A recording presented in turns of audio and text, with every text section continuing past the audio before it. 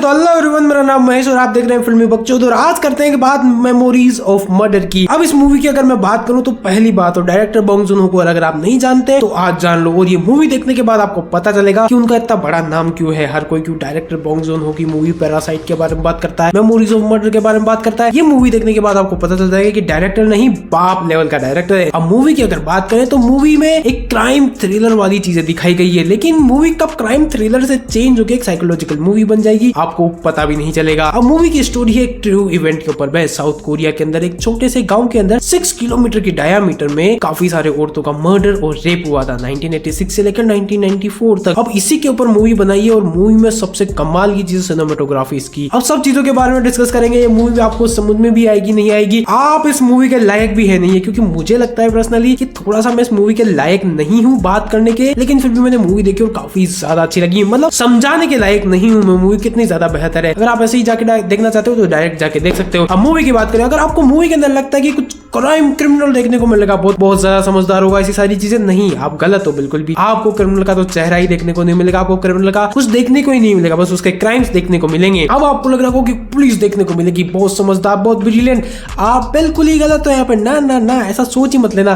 Police बिल्कुल ही उल्टी खोपड़ी की, बिल्कुल ही पागल है, बुद्धू है, सारी चीजें। अब इस मूवी के अंदर क्या देखने को मिलता है? इस मूवी के अंदर देखने को मिलता है आपको अंधकार, बारिश, कीचड़, सारी बेकार चीजें। अब सारी चीजें देखकर आपको महसूस तो होता है कि मूवी के अंदर कुछ तो गलत चल रहा है, कुछ तो आपको एहसास, कुछ तो मैसेज देना चाहती है। अब इस मूवी को मैं थोड़ा बहुत मैसेज समझ पाया।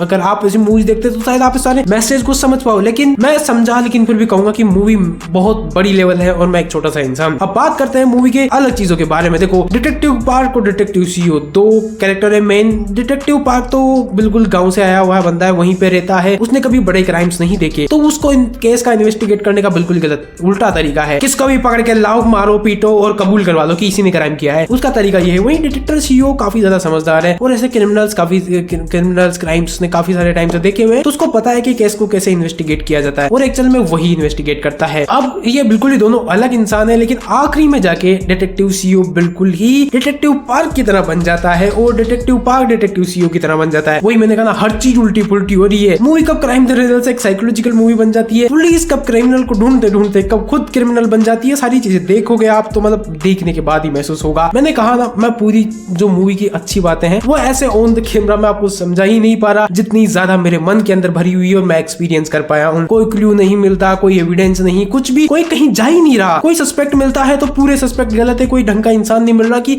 इसी ने किया होगा। और रियल में अगर आप केस की बात करो तो 40,000 लोगों के ऊपर सकता और 500 से आसपास लोगों के एविडेंस लिए गए थे। अब छोड़ो इन सारी चीजों को, डायरेक्ट बात करते हैं मूवी की सिनेमेटोग्राफी, जो मुझे काफी ज्यादा पसंद आई। अब मूवी की सिनेमेटोग्राफी में जो व्हाइट शॉट्स आते हैं, जो लाइटनिंग है, जो बारिश वाले सीन है, मतलब हर चीज को मैं मानता हूँ, हर चीज एकदम प्रॉपर एक्सपीरियंस देती है, अपने मैसेज को प्रॉपरली डिलीवर करती है, बस समझने वाला चाहिए। अब मूवी के अगर साउंड वगैरह की बात करें तो काफी मिनिमल साउंड है। और सिनेमेटोग्राफी में एक और चीज बताना चाहूंगा, जिस तरीके से एक गुफा वाला सीन है जहां पर डिटेक्टिव सीओ किसी को पकड़ लेता कि यही क्रिमिनल है, उसको ऐसे पकड़ के रखते हैं और कैमरा यहाँ से घूम के ऐसे आता है, तो वो वाली सारी चीजें देखने में इतना ज्यादा मजा आता है जिसकी कोई हद नहीं है। और वहां पर जो आपको प्योर सिनेमा देखने को मिलता है, जिस तरीके से वो डॉक्यूमेंट्स पढ़ता है, उसे पता चलता है कि बंदा तो यही है, मुझे पूरा यकीन है, फिर डॉक्यूमेंट मैच क्यों नहीं हो रहे। तो आज सारी वाली चीजें देखकर आप रोने लग जाते हो। अब बॉन्ग जून-हो की मैं एक और कमाल की चीज बताऊं, एक छोटे छोटे सीन्स में मूवी के अंदर काफी सीरियस जगह पे भी आपको हंसाते हैं, मतलब किसी को मार रहे हैं, पीट रहे हैं, बहुत बड़ा क्रिमिनल क्राइम चल रहा है, लेकिन फिर भी आपको उस जगह भी हंसा देते हैं। लेकिन वही कोई छोटी सी चीज होती है जहां पर वो बॉन्ग जून-हो आपको रुला के छोड़ेगा। अगर उसने सोच लिया कि आपको रुलाना है तो रुला के छोड़ेगा। मतलब इससे ये पता चलता है